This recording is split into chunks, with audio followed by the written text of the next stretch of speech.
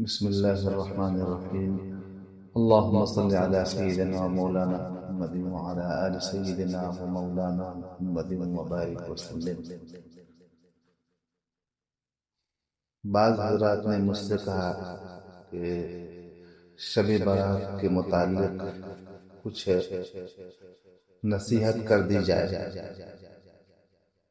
تو میں سمجھتا ہوں کہ حضرت کی ملمت مولانا اشرف علی تھانوی رحمۃ اللہ علیہ، جو ہمارے اسلاف میں سے عظیم بزرگ ہیں اور قابل تقلید و اتباع ہیں،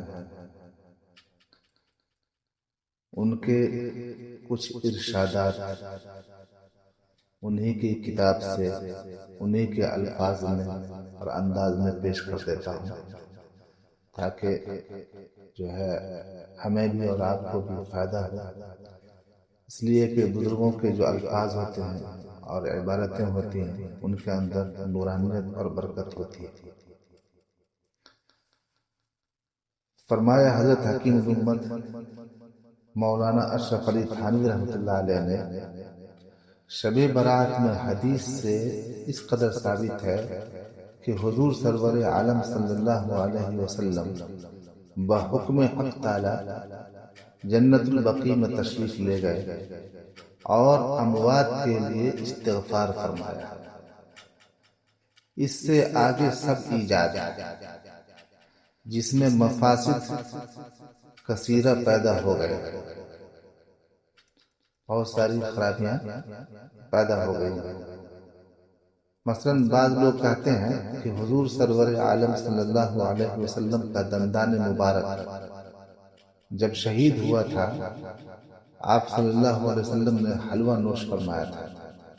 یہ بالکل موضوع اور غلط قصہ ہے. اس کا اعتقاد کرنا ہرگز جائز نہیں، بلکہ عقلاً بھی ممکن نہیں، اس لیے کہ یہ واقعہ شوال میں ہوا نہ کہ شعبان میں. بعض لوگ کہتے ہیں کہ حضرت امیر حمزہ رضی اللہ تعالی عنہ کی شہادت ان دنوں میں ہوئی تھی، یہ ان کی فاتحہ. یہ بھی محض بے اصل ہے، اور اول تو تعین تاریخ کی ضرورت نہیں، دوسرے خود یہ واقعہ بھی غلط ہے.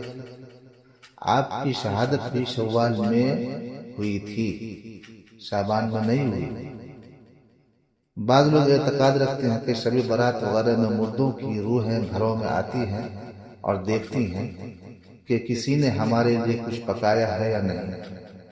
ظاہر ہے کہ ایسا امر خفی بجز دلیل نقلی کے اور کسی طرح ثابت نہیں ہو سکتا، اور وہ یہاں ندارت ہے. بعض لوگ سمجھتے ہیں کہ جب شب برات سے پہلے کوئی مر جائے تو جب تک کہ اس کے لیے فاتحہ شب برات نہ کیا جائے وہ مردوں میں شامل نہیں ہوتا. یہ بھی محض تصنیف یاراں اور بالکل لغو، بلکہ رواج ہے کہ اگر تہوار سے پہلے کوئی مر جائے تو کنبہ بھر میں پہلا تہوار نہیں ہوتا. حدیثوں میں صاف مذکور ہے کہ جب مردہ مرتا ہے تو مرتے ہی اپنے جیسے لوگوں میں جا پہنچتا ہے. یہ نہیں کہ شب برات تک اٹکا رہتا ہے. حلوے کی ایسی پابندی ہے کہ بدون اس کے سمجھتے ہیں کہ شب برات ہی نہیں ہوئی. اس پابندی میں اکثر فساد عقیدہ بھی ہو جاتا ہے کہ اس کو مؤقت ضروری سمجھنے لگتے ہیں. فساد عمل بھی ہو جاتا ہے، فرائض و واجبات سے زیادہ اس کا اہتمام کرنے لگتے ہیں. ظاہر ہے یہ سب معصیت. ان خرابیوں کے علاوہ تجربہ ہے کہ ایک اور خرابی ثابت ہوتی ہے، وہ یہ ہے کہ نیت بھی فاسد ہو جاتی ہے، ثواب وغیرہ مقصود نہیں رہتا. خیال ہو جاتا ہے کہ اگر اب کے نہ کیا تو لوگ کہیں گے کہ اب کی خصلت اور ناداری نے گھیر لیا. اس الزام کے رفع کرنے کے لیے جس طرح بن پڑتا ہے مر مار کر کرتا ہے. ایسی نیت سے صرف کرنا محض اسراف و تفاخر ہے، جس کا گناہ ہونا بارہا مذکور ہو چکا ہے۔ کبھی ایسا بھی ہوتا ہے کہ اس کے لیے قرض سودی لینا پڑتا ہے، یہ جدا گناہ ہے۔ جو لوگ مستحق اعانت ہیں ان کو کوئی بھی نہیں دیتا، ادنا درجہ کا پکا کر ان کو دیا جاتا ہے۔ اکثر اہل ثروت و برادری کے لوگوں کو بطور معاوضہ کے دیتے لیتے ہیں، اور نیت اس میں یہی ہوتی ہے کہ فلاں شخص نے ہمارے یہاں بھیجا ہے، اگر ہم نہ بھیجیں گے تو وہ کیا کہیں گے۔ غرض کے اس میں بھی وہی ریا اور تفاخر ہے۔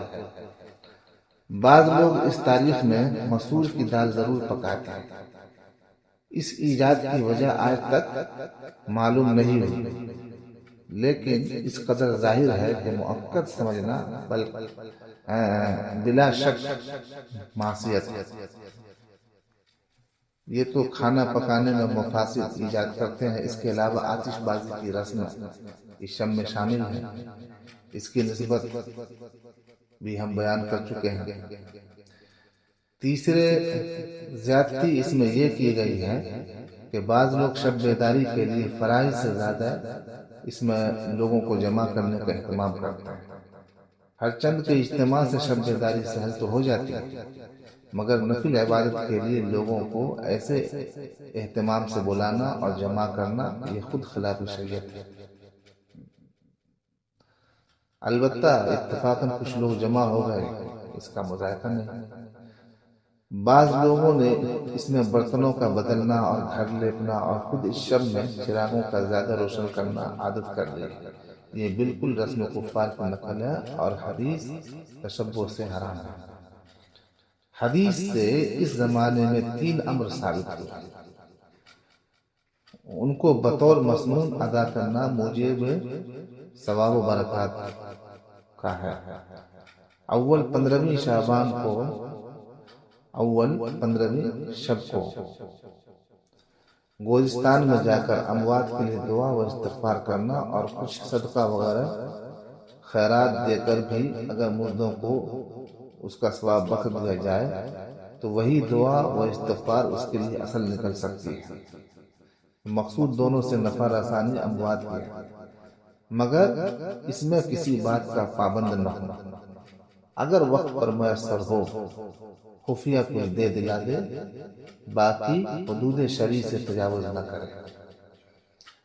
دوم، اس شب میں بیدار رہ کر عبادت کرنا، خواہ خلوت میں ہو یا 2-4 آدمیوں کے ساتھ، جن کے جمع کرنے کے لیے کوئی خاص اہتمام نہ کیا گیا ہو۔ سوم، 15ویں تاریخ کو روزہ نفل رکھنا، ان عبادتوں کو مسنون طور پر ادا کرنا نہایت آسان ہے۔ اور عید الفطر میں سویہ پکانا فی نفسی مباح ہے، مگر لوگوں نے اس میں خرابیاں پیدا کر لی ہیں، اس کو ضروری سمجھتے ہیں، حتیٰ کہ اگر سویہ نہ پکائی جائے تو کوئی عید ہی نہیں ہوئی۔ ایسے انتظام و اہتمام کا خلاف شرع ہونا ظاہر ہے۔ اس پابندی کی بدولت یہاں تک نوبت پہنچتی ہے کہ اگر پاس خرچ نہ ہو تو قرض لے کر سودی ہی ملے ضرور اس کا اہتمام کرتے ہیں۔ بہرحال اگر توفیق ہو اور ہمت ہو تو 15ویں شعبان کا روزہ رکھا جائے، ہے نا، جو بعض احادیث سے ثابت ہے، اور بس رات میں جو تہجد وغیرہ کا اہتمام کیا جائے، نوافل کا اہتمام کیا جائے، جتنی طاقت اور ہمت ہے۔